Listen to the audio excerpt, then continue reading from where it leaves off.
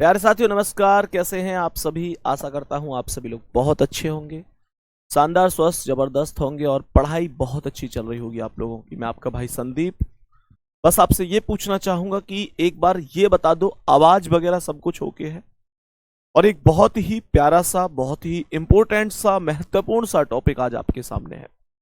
मैं टॉपिक की बात करूं तो सर, आज की क्लास का जो टॉपिक है वो ब्लड रिलेशन होने वाला है।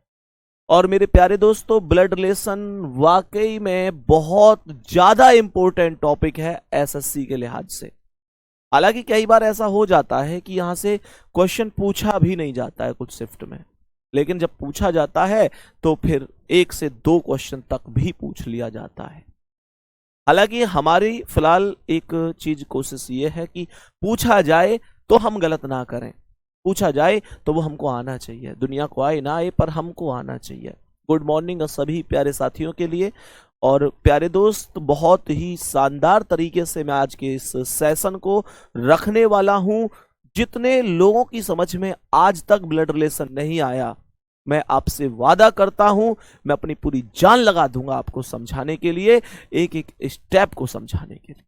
ठीक है, शुरुआत करें आज की क्लास की। एक प्यारा सा थम्स अप करेंगे। क्या सभी लोग तैयार हो? कॉपी पेन उठ चुकी हैं? आज की क्लास का आगाज करें, शुरुआत करें। मेरे प्यारे दोस्तों आ जाओ, ध्यान से समझना। मैं क्वेश्चन की बात करूंगा बाद में, उससे पहले बेसिक बताऊंगा। क्लास की शुरुआत में 15 से 20 मिनट में जो भी बेसिक बताऊं, वो बेसिक अगर आप समझ गए तो दुनिया की कोई ताकत नहीं रोक सकती। ये तो एसएससी जीडी है। ब्लड रिलेशन का क्वेश्चन आप बैंक लेवल तक का चुटकियों में सॉल्व कर सकते हो, इतना मैं आपको भरोसा दिलाता हूं। शुरुआत को ध्यान से समझना। प्यारे साथी, सबसे पहले आप ऐसे समझो कि जो ब्लड रिलेशन होता है उसमें हमको जनरेशन और जेंडर, 2 चीजों का विशेष ध्यान रखना है। मैंने आप लोगों से क्या बोला? मैंने आप लोगों से बोला कॉपी पेन कमेंट सब कुछ रोक लेना। मैंने बोला 2 चीजों का जो ब्लड रिलेशन टॉपिक है हमारा, जो ब्लड रिलेशन का हमारा टॉपिक है, हमें मात्र 2 चीजों का विशेष ध्यान रखना है। इनमें एक सबसे पहली चीज होती है, एक पहली चीज होती है व्यक्ति का जेंडर, कि व्यक्ति का जेंडर क्या है। जेंडर में व्यक्ति पुरुष हो सकता है और जेंडर में व्यक्ति महिला भी हो सकता है। ये 2 चीजें हैं। तीसरा जेंडर यहां पर नहीं होता है, ये भी ध्यान रखना। कभी कहो भैया और भी जेंडर बच गया। आप लोग याद रखेंगे कि जो पुरुष वाला जेंडर होगा आप उसे प्लस से दर्शा रहे होंगे। मेरी इन बातों को, इन पॉइंटों को आप लोगों को याद रखना है और कोई कमेंट नहीं करनी है फालतू की। समझाना मेरी जिम्मेदारी है, सिखाना मेरी जिम्मेदारी है। जान लगा देंगे भाई साहब, क्या बात कर दी आपने। यहां पर ध्यान से समझना। मैंने कहा पुरुष के लिए प्लस, और जब कभी भी महिला की बात होगी मेरे प्यारे दोस्तों तो मैं माइनस का चिन्ह लगा रहा हूंगा। 2 चीजें तो ये हो गई। जब प्यारे साथी यहां पर ध्यान से समझना, मैं दूसरी चीज की बात करूंगा और दूसरी चीज जो होती है वो होता है जेंडर। जेंडर सॉरी, ऊपर लिख दिया। दूसरी चीज यहां पर वो भी जैन है, अर्थात जनरेशन, जिसे हम पीढ़ी बोलते हैं। मेरे प्यारे दोस्तों, अगर मैं पीढ़ी की बात करता हूं, हम एक समाज में रहते हैं, हम एक परिवार में रहते हैं, घर में रहते हैं। मुझे एक छोटी सी बात बताओ, क्या कि हम सभी लोग एक ही पीढ़ी के व्यक्ति हैं? नहीं। हमारी पीढ़ी में हमसे हमारे पिता हो सकते हैं, हमारी माता हो सकती है, हमारे बच्चे, हमारे चाचा चाची, सब अलग अलग पीढ़ी में हैं। एक बात तुमको सबको पता होगी कि आप लोग खुद स्पष्ट तरीके से हिसाब लगा सकते हो कि कौन हमारी पीढ़ी में है। सबको पता है ना ये बातें? सबको पता है तो थम्स अप कर दो कि हाँ भैया, हमारी पीढ़ी में हमें, हमारी बहन, हमारे भैया, चचेरे, ममेरे, मौसेरे, सगे जो भी हैं वो सब हमारी पीढ़ी की तो है। हमारी पत्नी भी हमारी पीढ़ी की है। मैंने कहा हमारे पिता बोलेंगे हमसे 1 पीढ़ी ऊपर है, हमारी माता हमसे 1 पीढ़ी ऊपर है, चाचा 1 पीढ़ी ऊपर है, दादाजी, दादाजी तो 2 पीढ़ी ऊपर है ना, नाना जी 2 पीढ़ी ऊपर है, परनाना जी 3 पीढ़ी ऊपर है। हमारे बच्चे हमसे एक पीढ़ी नीचे हैं सर, हमारे पोते पोती हमसे 2 पीढ़ी नीचे हैं सर। ये सारी चीजें आपको पता होनी चाहिए मेरे प्यारे वीर, और पता होंगी। अब सुनो ध्यान से, मैं आपको कुछ चीजें स्पष्ट करूंगा। जैसे जनरेशन के तौर पर हमें एक सिस्टम बनाना है, हमसे कह रहा है कि ए बी का भाई है। मैं कैसे इस चीज को शो कर सकता हूं? ऊपर द्वारा जो चीज सीखी है उनको मैं किस तरीके से शो कर सकता हूं? मुझसे कह रहा है ए बी का भाई है, तो मैं सीधा सा कॉन्सेप्ट पे जाऊंगा कि ए बी का भाई है तो ए प्लस है, ए बी का भाई है। इस लाइन को पूरी पढ़ के तुम्हारे दिल में भी यही ख्याल आएगा, इसने बोला है ए बी का भाई है, इसका मतलब ये हुआ ना कि ए भाई है। बी का तो नहीं पता कि बी का जेंडर कौन है, बी उसकी बहन भी हो सकती है, बी उसका भाई भी हो सकता है। उसने कहा ए बी का भाई है, तो इसका मतलब हुआ ए बी का भाई है तो ए बी के बराबर वाली पीढ़ी में होगा। तो मैंने ए और बी को बराबर बराबर वाली पीढ़ी में रख दिए, क्योंकि ए बी का भाई था और ए भाई था तो प्लस लगा दिया, क्योंकि मेल के लिए प्लस बोला है मैंने पहले ही, पुरुष के लिए प्लस, महिला के लिए माइनस। ये 2 चीज ही मैंने आपको सिखाई है। और सुनो, बी का जेंडर मैं नहीं बता पाया क्योंकि उसके बारे में जानकारी नहीं थी, ठीक है। यहां पर कह रहा है ए बी की बहन है, ए बी की बहन है। अब गौर से सुनो, कह रहा है ए बी की बहन है, तो किसकी पता चल रही है? पढ़ते ही सेंटेंस को पता चला ए बी की बहन है तो ए बहन है, ए बहन है ना मेरे प्यारे दोस्तों। तो ए को माइनस लगाऊंगा, ए बहन है बी की, तो ए को बी के बराबर में रखूंगा। बी के बारे में मुझे कुछ नहीं पता सच में कि बी कौन है, इसका भाई है, मतलब है तो भाई या बहन ही, ये कन्फर्म है, लेकिन एग्जैक्ट बी का नहीं पता। मैंने डायग्राम में दोनों में अंतर देखो, भाई है, ए और बी को बराबर में यहां भी रखा है यहां भी रखा है, बस यह भाई था तो ए को प्लस बनाया, बहन है तो माइनस बनाया। इतना सा कॉन्सेप्ट आपको समझ लेना चाहिए। दूसरी चीज, क्वेश्चन कह रहा है, क्वेश्चन यहां पर कहता है, अब गौर से सुनने वाली बात है, क्वेश्चन कहता है ए बी की पत्नी है। बहुत बढ़िया, गौर से सुनो, इसने यहां पर एक चीज बोल दी, ए बी की पत्नी है। तो आप लोग बोलोगे अगर ए पत्नी है तो ए को माइनस ही बनाओगे, क्योंकि ए पत्नी है, पत्नी तो महिला होती है। बी की पत्नी है तो यहां पर बी, सुनो एक चीज सुनो पहले, ए बी की जैसे पत्नी है तो मैंने ए रखा, ए को लड़की बना दिया, बी की पत्नी है तो बी पत्नी हमारे बराबर वाली पीढ़ी में ही तो आती है।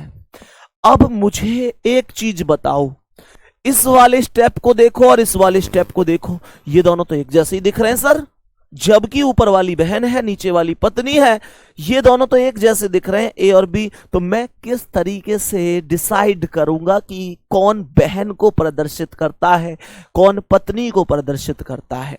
तो मेरे प्यारे दोस्तों, आपको याद रखना है कि अगर ये लाइन इस तरीके से सिंगल है तो बहन को प्रदर्शित करेगी, और अगर पत्नी का मामला है तो आप अपनी याददाश्त के लिए, ताकि आपको कंफ्यूजन ना हो मेरे प्यारे वीर, इस लाइन को डबल जरूर कर देना। तो ये लाइन विवाहित जोड़े के बीच में कैसी रहेगी? डबल रहने वाली है, ये बात तुम्हें याद रखनी है, ठीक है। दूसरी बात, मैं जहां डबल लाइन लगाऊंगा बीच में आपको समझना होगा कि हो पत्नी की बात चल रही है या पति की बात चल रही है। दूसरी बात समझो मेरे प्यारे दोस्त, अब इन तीनों में एक स्टेप पर फोकस करना। यहां पर इसने बोला था ए बी का भाई है, तो ए भाई था लेकिन बी का जेंडर पता नहीं था, है ना। यहां पर ए बी की बहन है, ए का जेंडर पता था, बी का नहीं पता था। ए बी की पत्नी है, गौर से देखो, ए बी की पत्नी है, पत्नी में ए का जेंडर पता है, तो क्या बी का पता नहीं है? हाँ या ना में जवाब दे दो। क्या बी का जेंडर पता नहीं है? तुम कहो भैया पता है, क्योंकि जब ये पत्नी है तो ये निश्चित रूप से इसका पति ही होगा, क्योंकि विश्व रिकॉर्ड का ध्यान मुझे रखना पड़ेगा। लड़की की शादी लड़की से, लड़के की शादी लड़के से मैं ब्लड रिलेशन में नहीं करा सकता। बात आ रही है समझ में? यहां तक कोई भी आपत्ति किसी को? दूसरी बात समझो, मेरे सभी प्यारे वीर एक बार दूसरी बात को ध्यान से समझेंगे। मानकर चलो इसी स्टेप पर और इसी वे में मैं आप लोगों से यहां एक चीज बोलता हूं कि क्वेश्चन बनता है ए बी का पिता है। अब की बार पिता बन गया, कह रहा है ए बी का पिता है। क्वेश्चन कह रहा है ए बी का पिता है, तो मैंने कहा पिता यानी पापा जी एक पीढ़ी ऊपर होंगे, एक पीढ़ी ऊपर होंगे जो पिता होंगे। तो मैंने कहा ए बी का पिता है, तो इसका मतलब बी का पिता है। बी का पिता है, अगर ये बी है तो बी का पिता है अर्थात ए, तो ए को एक पीढ़ी ऊपर रखो और ए प्लस हो गया। ये डायग्राम कनेक्ट करने सिखा रहा हूं मैं आप लोगों को। मैंने आप लोगों से कहा ए बी का पिता है, तो बी के जस्ट ऊपर वाली पीढ़ी में ए होगा और पिता है तो प्लस होगा। और अगर यही मैं बोल देता ए बी की माता है, तो बी के जस्ट ऊपर ए होती और माता होती तो फिर माइनस का चिन्ह मैं लगा रहा होता। गौर से सुनना। मैंने आप लोगों से चलो यहां पर एक चीज बोली कि ए बी का चाचा है। मैंने बोला ए बी का चाचा है। गौर से सुनना, बहुत सारे लोग यहां पर एक चीज पर मामले को सेट करने की कोशिश करते हैं। जैसे इसने बोला ए बी का चाचा है, A is the uncle of B. A B का चाचा है तो क्या हाँ या ना में जवाब देना। बी के ऊपर एक पीढ़ी ऊपर ही ए होगा, तो क्या मैं डायरेक्ट ए को बी के ऊपर यहां प्लस बना दूं? क्या ये सही है? ना ना ना, कभी सही नहीं है। मेरे प्यारे दोस्त यहां पर गौर से सुनना, ये गलत डायग्राम है। तुम लोग कहोगे क्यों गलत है? ए बी का चाचा है तो बी से एक पीढ़ी ऊपर ही रहेगा ना, बी से एक पीढ़ी ऊपर ही रहेगा। चाचा है तो यार एक पीढ़ी ऊपर रहेगा। आप ऐसे ऐसे क्यों कह रहे हो? अब मेरी बात को गौर से सुनो। ए बी का चाचा है, लेकिन चाचा डायरेक्ट ऊपर नहीं हो सकता। एक्चुअल में चाचा क्यों हुआ? चाचा इसलिए है क्योंकि हमारे एक पिता है और पिता के एक भाई हैं जिन्हें हम चाचा बोलते हैं। बात आ रही है समझ में? तो जब कभी भी चाचा वगैरह शब्द का प्रयोग करें तो डायरेक्ट ऊपर नहीं लिख सकता, नहीं लिख सकता। मैं कैसे लिखूंगा इस बात को सुनो। ए बी का चाचा कैसे बन सकता है? सीधी सी बात है, बी के कोई ना कोई पापा होंगे। बोलो हाँ या ना। बी के कोई ना कोई पापा, जस्ट ऊपर तो पापा और मम्मी ही हो सकते हैं। बी के कोई ना कोई पिता होंगे और जो पिता का भाई होगा वो ए होगा और तब ए बी का चाचा बन पाएगा। मेरी बात से मेरे प्यारे वीर आप सहमत हो कि नहीं हो? एक प्यारा सा थम्स अप करके बताओ। मैं हर चीज को यहां क्लास में इस तरीके से लेके चलना चाहता हूं कि हर चीज तुम्हारे यहां सेट होनी जरूरी है। क्वेश्चन कह रहा है ए बी का चाचा है तो बी के कोई ना कोई पापा होंगे, पापा के भाई को ही हम लोग चाचा कहते हैं। ये बात आपको ध्यान रखनी है हमेशा हमेशा और हमेशा। अब गौर से सुनना।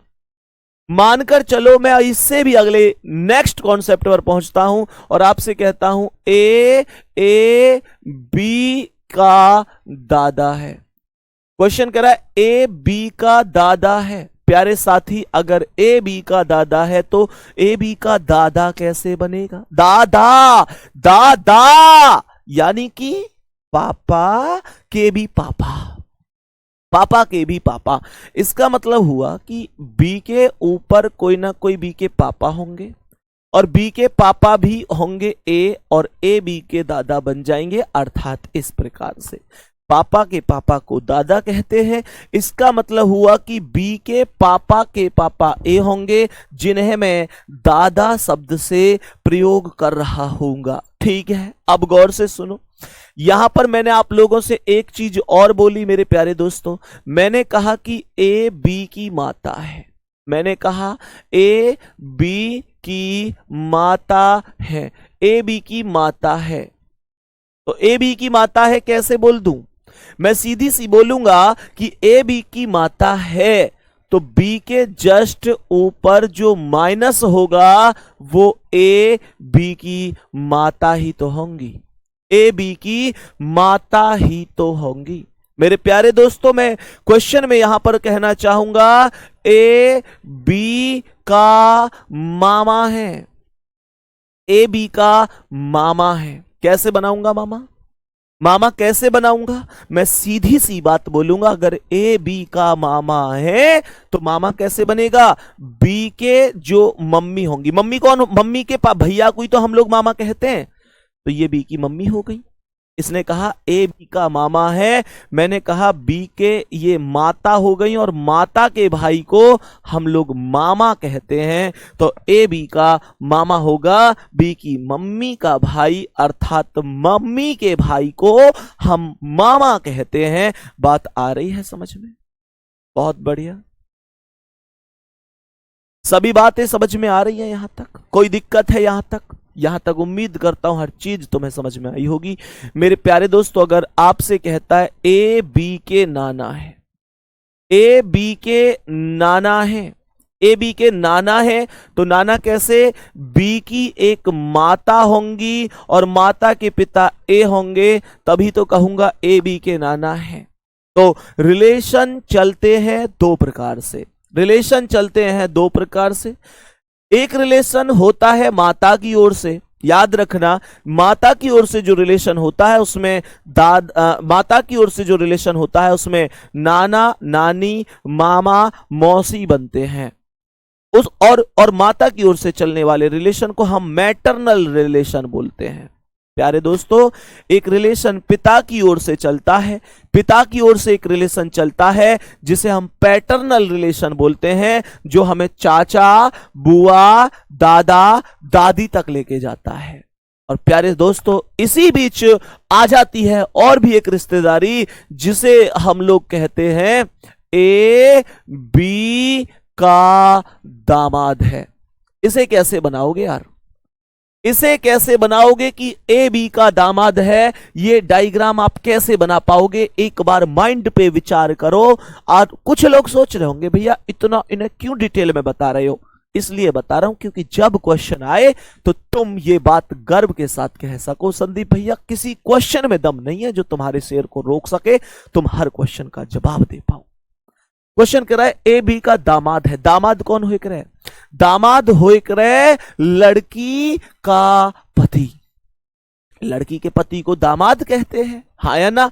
तो इसका मतलब क्या हुआ? ए दामाद है बी का। क्वेश्चन को गौर से सुनो, ए बी का दामाद है, तो बी का दामाद है, इसका मतलब बी के कोई ना कोई बेटी होगी, बी के कोई ना कोई बेटी होगी, और उस बेटी का जो पति होगा वो ए होगा। बेटी का पति, इसका ये पति है, डबल लाइन तो लगाऊंगा ही क्योंकि बोला था ए बी की पत्नी है। पति और पत्नी के बीच में डबल लाइन का रिलेशन लगाते हैं, हमेशा प्रयोग करते हैं। कह रहा है ए बी का दामाद है तो बी की बेटी का पति होगा, कोई दिक्कत वाली बात नहीं होनी चाहिए। प्यारे दोस्तों, इसके बाद अगले पॉइंट को ध्यान से सुनो। ए बी का साला है। सवाल कर रहा है ए बी का साला है, ए बी का साला है, तो साला कौन होता है? जो पत्नी का भाई होता है, पत्नी का भाई होता है। इसका मतलब हुआ कि बी की कोई ना कोई पत्नी होगी, बी की कोई ना कोई पत्नी होगी, तो बी उसका कौन होगा? पति होगा, और पत्नी का भाई ए होगा, तभी तो कहूंगा पत्नी का साला है, मतलब पत्नी का साला है, मतलब पत्नी का भाई है, मतलब साला होगा। तो यहां पर बी की पत्नी हो गई, नाम नहीं दिया है, उसका जो भाई है वो साला होगा। मुझे एक प्यारा सा थम्स अप करके ये बता दो, कभी भी क्वेश्चन आएगा तुम डायग्राम बढ़िया तरीके से बना पाओगे कि नहीं बना पाओगे? मेरे सभी प्यारे वीर एक बार जल्दी से प्यारा सा थम्स अप करके बता दो। मैंने आप लोगों से कहा मुझे जल्दी से बता दो, क्या तुम लोग अब क्वेश्चनों के लिए तैयार हो? डायग्राम तुम्हारे सामने है, हर चीज मैं तुम्हें सिखा चुका हूं, बात समझ में आ रही है कि नहीं आ रही है? यहां तक कोई दिक्कत तो नहीं है? सब कुछ समझ में आ रहा है?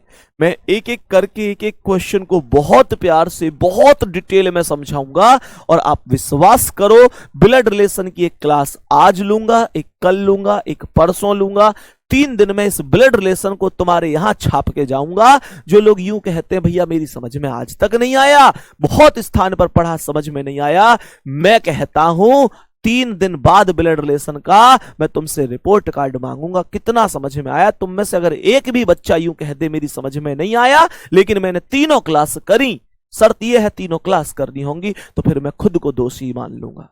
प्यारे दोस्तों, अब एक एक क्वेश्चन को हम फोकस करेंगे, बढ़िया तरीके से चलेंगे, शानदार तरीके से, जैसे मानकर चलो। अभी यहां पर ध्यान से समझना, क्वेश्चन से पहले एक चीज और जो बहुत इंपॉर्टेंट है वो सिखा देता हूं। चलो उसे भी मैं एक बार बता दूंगा, एक बार लगा दो भाई क्वेश्चन जल्दी से, मैं 1 मिनट में क्वेश्चन लगवा देता हूं प्यारे दोस्त। और क्वेश्चन जैसे ही आपके सामने आएंगे तो एक एक क्वेश्चन आप लोग सीखेंगे। 1 मिनट का मुझे समय देंगे बस।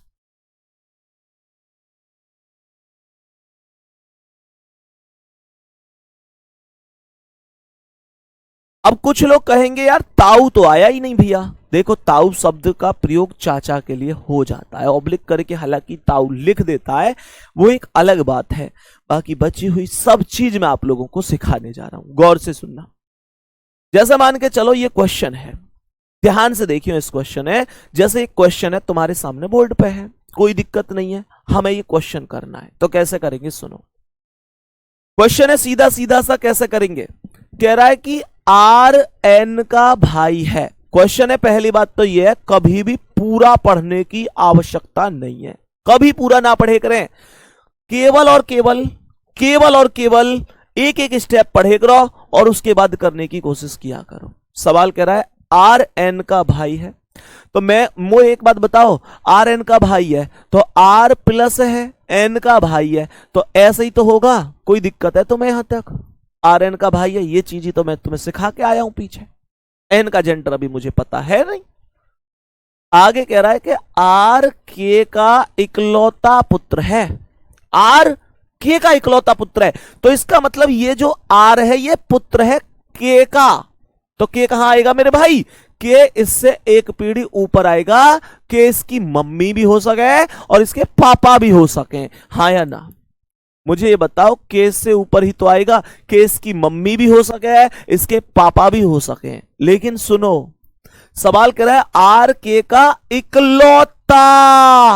इकलौता बोला है, इकलौता पुत्र है, तो यूं बताओ ये N कौन है, N कौन है। N मुझे लड़की ही बनानी पड़ेगी जो मुझे समझ में आ रही है। तुम कहो भैया तुमने कैसे बना दी। यार एक चीज सोचो, RN का भाई था तो N R का या तो बहन हो सके या भाई हो सके, और ये कह रहा है कि RK का इकलौता पुत्र है, तो ये बताओ अगर मैं N है, ये तो मानोगे कि ना मानोगे। अगर K R की माता या पिता है तो N की भी तो माता पिता होगी, और K का इकलौता पुत्र आ रही है, तो फिर एक चीज मेरे माइंड में आ रही है कि यार अगर R इकलौता है तो इसका मतलब K के केवल एक ही बेटा है, और वो बेटा कौन है R, और अगर मैं N भी बेटा बना दूं फिर इकलौता को तो प्रयोग की ऐसी हो गई, उसका तो कोई अर्थ ही निकल के नहीं आया, उसका कोई अर्थ निकल के नहीं आया। फिर इस वजह से मैंने कहा मेरे प्यारे दोस्तों कि इसे लड़की बना दो ताकि इसकी बात सही साबित हो जाए, ठीक है। आगे क्या कह रहा है, कह रहा है कि SK की इकलौती पुत्रवधू है। ये पुत्रवधू क्या हो रहा है, ये पुत्रवधू क्या बीमारी है, पुत्रवधू को मतलब हो रहा है पुत्र की पत्नी, इसे ध्यान रखियो, इसे कभी कभी बहू भी मान लें। तुमसे मैं रिक्वेस्ट कर रहा हूं कि जब कभी बहू शब्द का प्रयोग हो, तो बेटा बहू शब्द का प्रयोग पुत्र की पत्नी के लिए होगा। बहू शब्द का प्रयोग यूं मत समझ लो जैसे गांव में ना कह दे और देखियो फलाने की बहू जा रही है। बहुत सारे लोग बहू है पत्नी मान ले, तो बहू का मतलब पत्नी ना हो करे, बहू का मतलब पुत्र की पत्नी हो करे। याद रखियो इस बात है। अब ये तने कौन कहे बहू कारे की है, वो चीज के चक्कर में मत पड़ जाइयो। बात आ रही है समझ में। तो बहू और पुत्रवधू एक ही चीजें होती हैं, दोनों का अर्थ होता है पुत्र की पत्नी। इतनी बात आपको याद रखनी है। तो अगर एस के की इकलौती पुत्रवधू है तो इसका मतलब क्या है? इसका मतलब है एस के बेटा की पत्नी है। के का बेटा कौन है? आर। तो आर की पत्नी एस को बना दो, जो बेटा की पत्नी होकर है, जो बेटा की पत्नी होकर है वो पुत्रवधू ही तो होकर है। और आगे कह रहा है एन एस से किस प्रकार संबंधित है। सवाल कह रहा है एन एस से किस प्रकार संबंधित है। मेरे प्यारे दोस्त, इसका मतलब ध्यान से इस बातें भी सुन लो। एन एस से किस प्रकार संबंधित है प्यारे बच्चे? तो एन एस के पति की बहन है। मानोगे कि नहीं? ध्यान से सुनना, एक और बात ध्यान से सुनना मेरे प्यारे वीर। अगर मान के चलो मैं इसमें एक ऑप्शन ई पे भाभी रख दूं तो ये बताओ क्या भाभी सही हो सकता है? भाभी सही हो सकता है? ये जो लाइन है, ये जो स्टेप है, ये चीख चीख के एक बात कहता है। इसके अंदर एक बहुत जबरदस्त लाइन छिपी हुई है, सुनो। अगर ये कहता है कि एन एस से किस प्रकार संबंधित है, तो फिर तुम्हें यह बताना है कि एन कौन है। एन कौन है एस का। बात आई समझ में मेरे प्यारे वीर? अगर क्वेश्चन ये होता कि एस एन से किस प्रकार संबंधित है, तो फिर ये बतानी कि एस कौन है। फिर इसकी ये कौन होती? इसकी ये कौन हो जाती? इसके भैया की पत्नी, फिर भाभी हो जाती। अगर ये होता तो भाभी आंसर आता।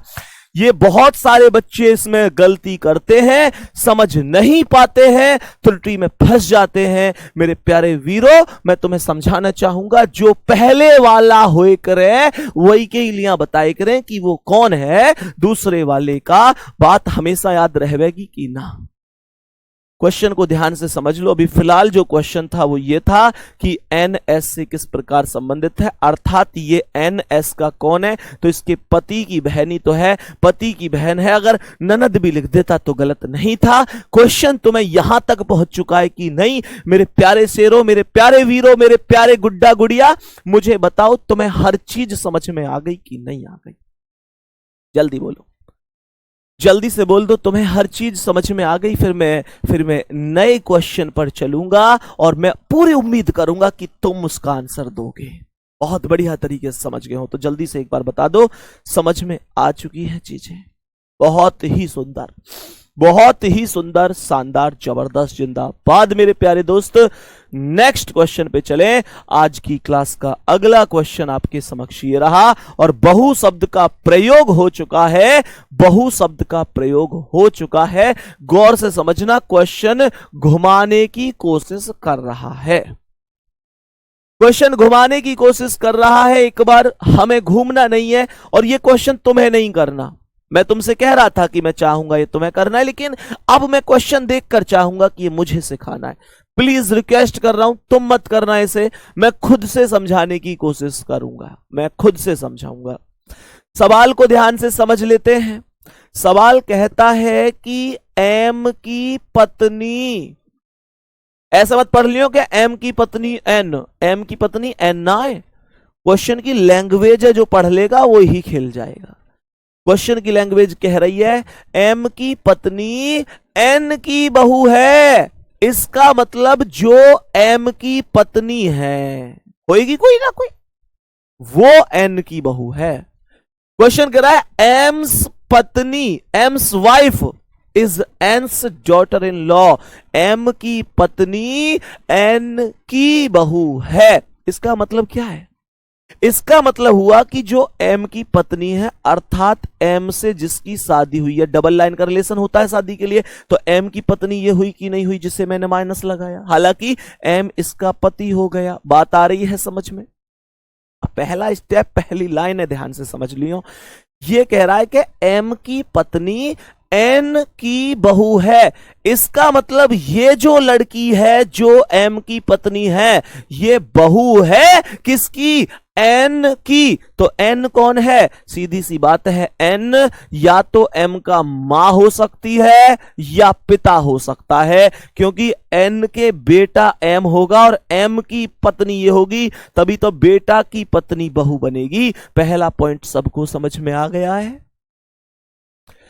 दूसरा कह रहा है कि पी ओ का पति है जो, गौर से सुनना, जो शब्द बहुत इंपॉर्टेंट है, बहुत मायने रखता है। क्वेश्चन कह रहा है पी ओ का पति है, पी ओ का पति है जो एम की बहन है। पी ओ का पति है, पी ओ का पति है जो एम की बहन है। मेरे मन में तुरंत एक क्वेश्चन का निर्माण हुआ कि एम की बहन कौन है? एम की बहन कौन है? मेरे प्यारे वीरों, जब तुम्हें ये जो शब्द दिखाई दे, जो दिखाई दे, जो की दिखाई दे, जब की दिखाई दे, जितने भी जैसे शुरू होते हैं, ट्रिक दे रहा हूं, जितने भी जैसे शुरू होते हैं वो दिखाई दे, तो इन शब्द का प्रयोग बाद वाले के लिए किया जाता है। बात आई समझ में? इसका मतलब होगा कि एम की बहन कौन है? जो पी और ओ में बाद में आया है। भैया, जो का प्रयोग बाद वाले के लिए, इन दोनों में जो भी बाद में आया है वो एम की बहन होगी। तो बाद में कौन आया? पी ओ का पति है, पढ़ के देखो, पी ओ का पति, ओ बाद में तो ओ आया है, बाद में ओ आया है। इसका मतलब हुआ पी ओ का पति है जो एम की बहन है, तो एम की बहन होगी ओ। एम की बहन ओ है तो एम के बराबर में यहां पे ओ रख दो, क्योंकि एम की बहन ओ है। और क्वेश्चन कह रहा है कि पी ओ का पति है, तो भाई साहब ओ के बराबर में डबल लाइन पे यहां पी को रख दो और पी पति हो गया ओ का। मैं उम्मीद करूंगा मेरे प्यारे दोस्तों तुम्हें यहां तक कोई समस्या नहीं होगी। क्वेश्चन कह रहा है पी एन से किस प्रकार संबंधित है? मेरे प्यारे वीर, सबसे पहले किसका नाम है? पी का। ये बात चीख चीख के आज कह के जा रहा हूं। क्वेश्चन में अगर ससुर भी मिले, सास भी मिले, तो कोई आंसर नहीं होगा, क्योंकि पहले पी आया है। जो पहले आता है, पी एन से किस प्रकार संबंधित है, ऐसे बोल रहा है। कह रहा है पी एन से किस प्रकार संबंधित है, ऐसे बोल रहा है। तो इसका मतलब हुआ कि पी कौन लगता है? पी कौन लगता है एन का? जो पहले वाला होता है वही बताना होता है कि वो कौन लगता है दूसरे वाले का। तो क्वेश्चन यहां पे कह रहा है कि पी एन से किस प्रकार संबंधित है, तो इसका मतलब हुआ ये जो पी है इस एन का कौन लगता है। तो सीधी सी बात है, एन का बेटा कौन है? एम, और एम की बहन कौन है? ओ। तो इसका मतलब एन की बेटी कौन हो गई? ओ। हाँ या ना? एन की बेटी हो गई ओ, और बेटी का पति हो गया पी। तो बेटी का जो पति होता है, बेटी के पति को क्या भाई बोलते हैं? ना। चचेरा भाई बोलते हैं? ना। भतीजा बोलते हैं? ना। दामाद बोलते हैं। डी ऑप्शन करेक्ट आंसर है। मेरे प्यारे वीरों, तुमको समझ में तो आ रहा है ना यार? बहुत आराम से चल रहा हूं। जीडी में 20 में से तुम्हारे 18, 19 या 20/20 आ जाए, बस इसी चीज के लिए जीता हूं, और यही चीज मुझे चाहिए। और दुनिया की शायद कोई चीज हो या ना हो, पर रीजनिंग में तुम 18, 19, 20 इन 3 नंबरन में से कोई सा एक नंबर अपना मुझसे आके कह दो, भैया मेरे इतने, दिल को वहां सुकून मिलता है। तुम्हें समझ में तो आ रही है ना चीजें? अगले क्वेश्चन पे चलो। अब अगले क्वेश्चन पे चलो। यहां पर गौर से सुनो, ये क्वेश्चन क्या कह रहा है। क्वेश्चन को बिल्कुल गौर से सुनेंगे और ध्यान से समझने की कोशिश करेंगे। तुम्हें कोई भी कोशिश नहीं करनी, आज तुम सुनो बस मेरी, कल तुम खुद करोगे। बहुत ही प्यारा सा क्वेश्चन है, एक बार गौर से समझने की कोशिश करते हैं। क्वेश्चन कह रहा है कि यू एम का पिता है। बहुत बढ़िया, यू एम का पिता है, तो यू पिता है तो यू को प्लस बना दो। यू एम का पिता है, यहां पर एम आ जाएगा। प्यारे दोस्त, बात आ रही है समझ में? मैंने कहा यू एम का पिता है। अब गौर से सुनना, एक बात तुम्हें यहां बहुत इंटरेस्टिंग सी बताने वाला हूं। इसने यहां पे बोली है कि यू एम का पिता है, तो ऐसे ही बनेगा, कोई दिक्कत है नहीं। यू पिता है, एक पीढ़ी ऊपर पिता है, प्लस एम की पता नहीं है, बेटा है, बेटी है उसका, कोई मैं प्लस माइनस अभी नहीं लगा सकता। आगे कह रहा है कि वी के की पत्नी है। मुझे एक बात बताओ, जो तुमने यहां पर वी और के बोला है, क्या वी और के में अभी कोई भी व्यक्ति ऐसा है जो मैं लिख चुका हूं डायग्राम के अंदर? नहीं लिख चुका ना? तो इस लाइन को स्किप कर दो, इस लाइन को छोड़ दो। जब कोई भी शब्द ऐसा आएगा जहां पर ये चीजें मौजूद नहीं है, मैं स्किप कर दूंगा। जैसे जैसे चीजें मिलेंगी, जैसे जैसे मिलेगा, मैं कॉमन मिलता जाएगा, मामला सेट करता जाऊंगा, अभी तो नहीं करूंगा। आगे समझो, कह रहा है कि डी के इकलौते भाई एम की माता है। बहुत बढ़िया, ध्यान से सुनना। डी जो है वो के इकलौते भाई एम, ध्यान से सुनो, इस लाइन को ध्यान से सुनो। इसने बोला डी, जो डी है, डी कोई हो सकता है, कोई डी हो, डी जो है वो के इकलौते भाई एम, इसका मतलब हुआ के का डी के इकलौते भाई एम की माता है, तो इसका मतलब के का इकलौता भाई कौन है? एम है। के का इकलौता भाई कौन है? एम है। तो के का इकलौता भाई एम है, तो एम को प्लस बना दो, और एम किसका भाई है? एम भाई है के का। बात आई समझ में? अच्छा, मैं तुमसे एक चीज पूछनी चाहता हूं, मैं तुमसे यह पूछना चाहता हूं, इसने बोला है कि डी के इकलौते भाई एम की माता है। मुझे एक बात बताओ, अगर मैं ये कहूं कि वो महिला मेरे इकलौते भाई की मां है, मैं बस ये तुमसे पूछना चाहता हूं कि जो मेरे भाई की मां है, क्या वो मेरी मां नहीं है? मैं तुमसे ये पूछना चाहता हूं, मेरे भाई की मां क्या मेरी मां नहीं है? मेरे भाई की मां तो मेरी भी मां है ना यार। क्वेश्चन देखो क्या घुमा रहा है, हमें पागल समझ रहा है।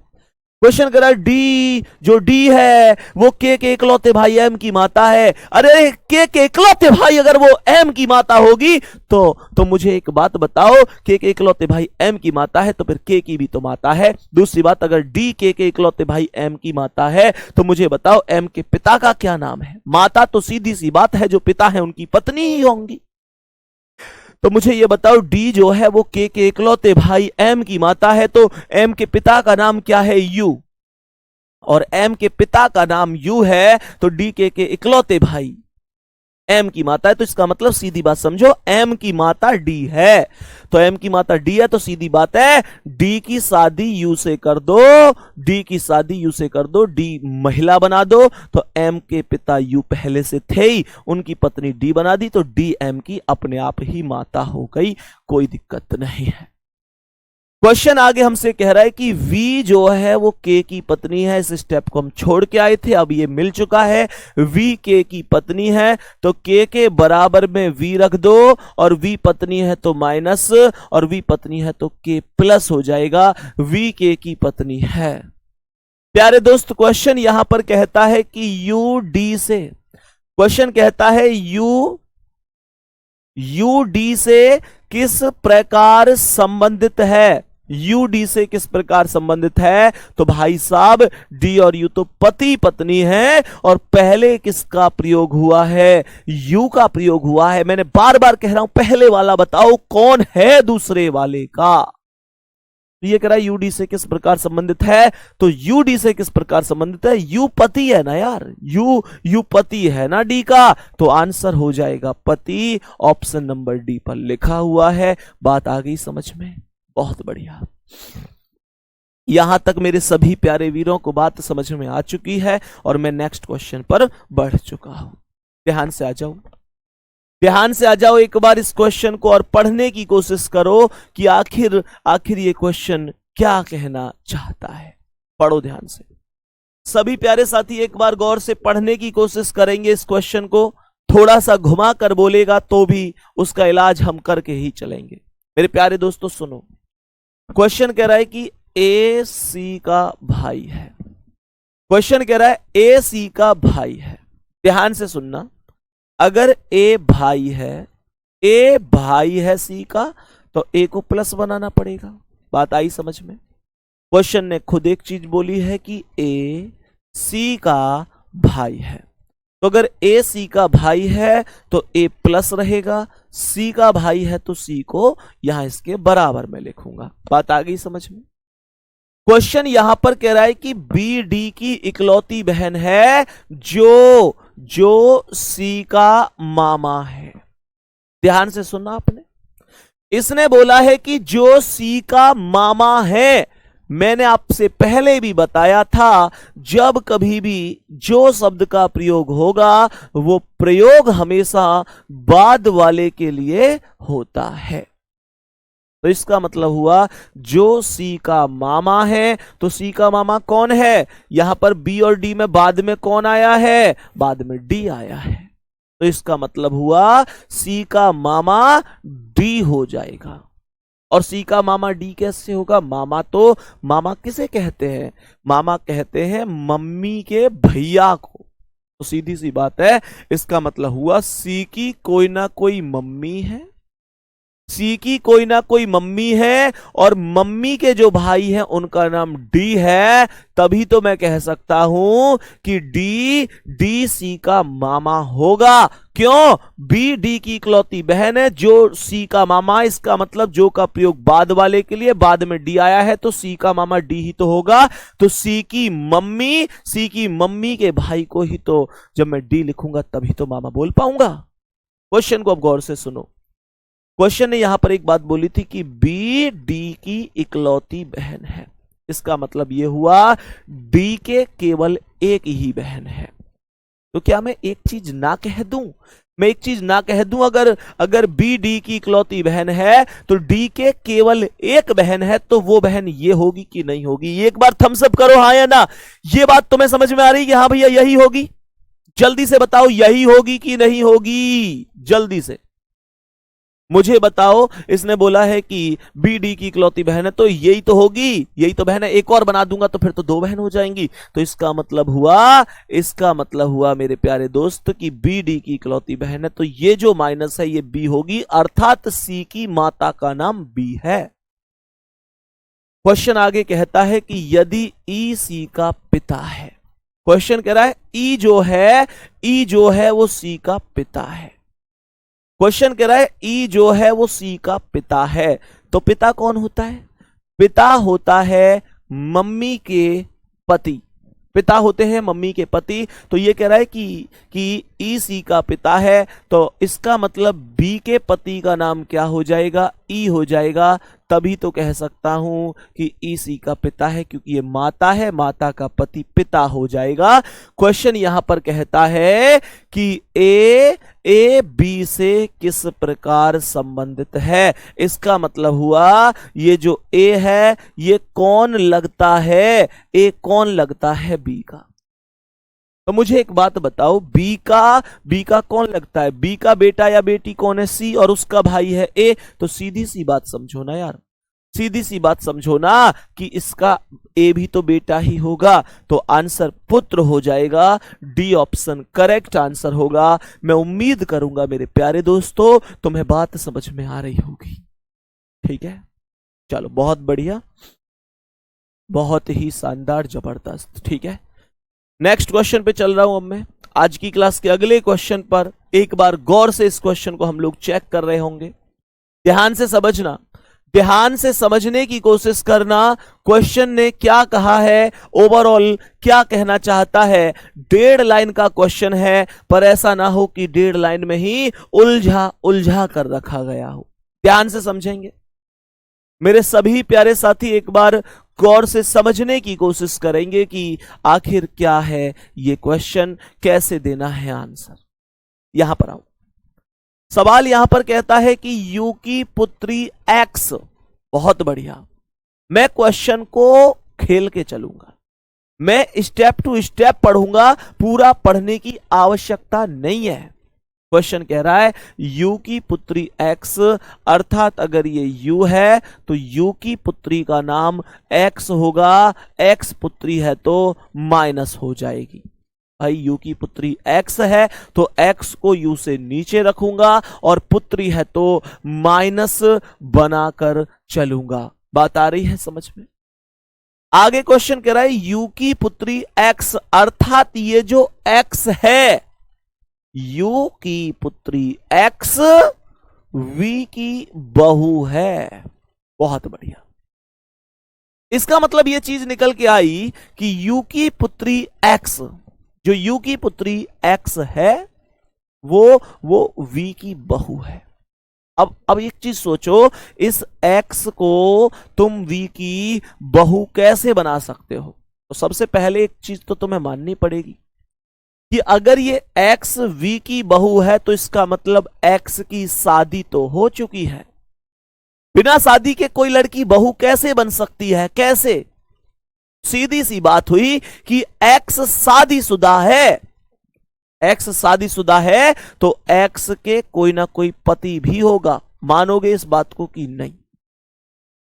और सुनो, इसने बोला कि u की पुत्री जो x है वो v की बहू है। बहू होता है पुत्र की पत्नी। इसका मतलब इसका जो ये पति है, इसकी माता या पिता का जो नाम है वो निश्चित रूप से v होगा।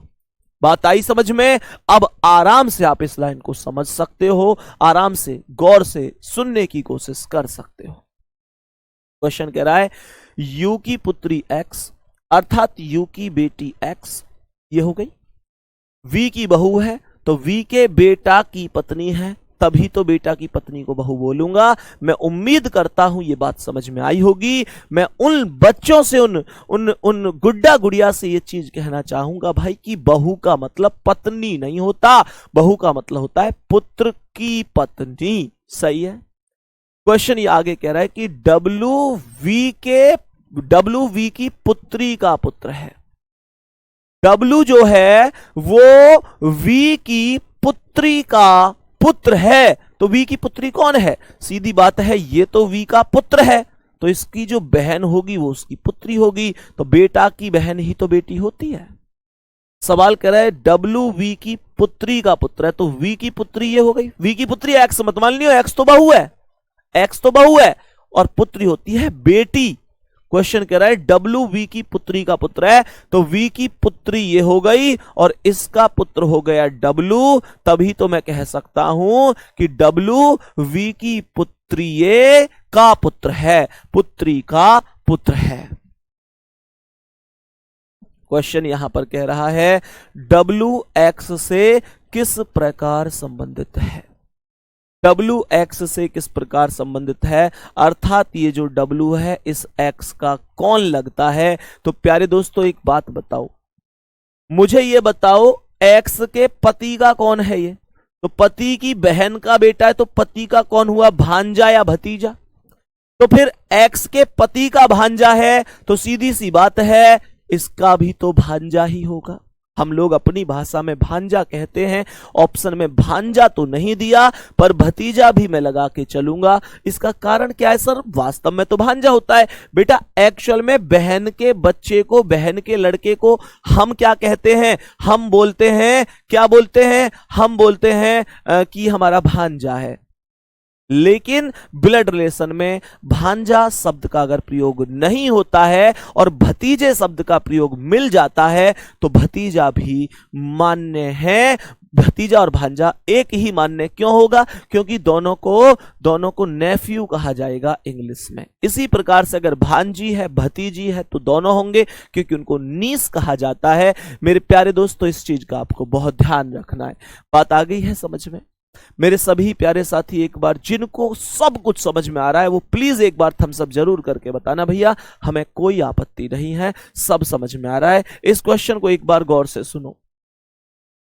चलो इस क्वेश्चन को, अभी थोड़ा सा टाइम भी कम है, थोड़ा बड़ा था वो, इसे बता दो। पहले इस क्वेश्चन का आंसर बताओ, पहले इस क्वेश्चन का आंसर बताओ। उसे हम कल की क्लास में करें क्योंकि अभी 5 मिनट बची हुई है केवल।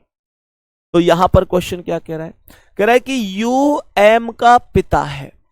कह रहा है यू एम का पिता है तो यू प्लस हो गया, यू एम का पिता है तो एम से ऊपर यू का नाम हो जाएगा और यू एम का पिता हो जाएगा। फिर कह रहा है वी के की पत्नी है।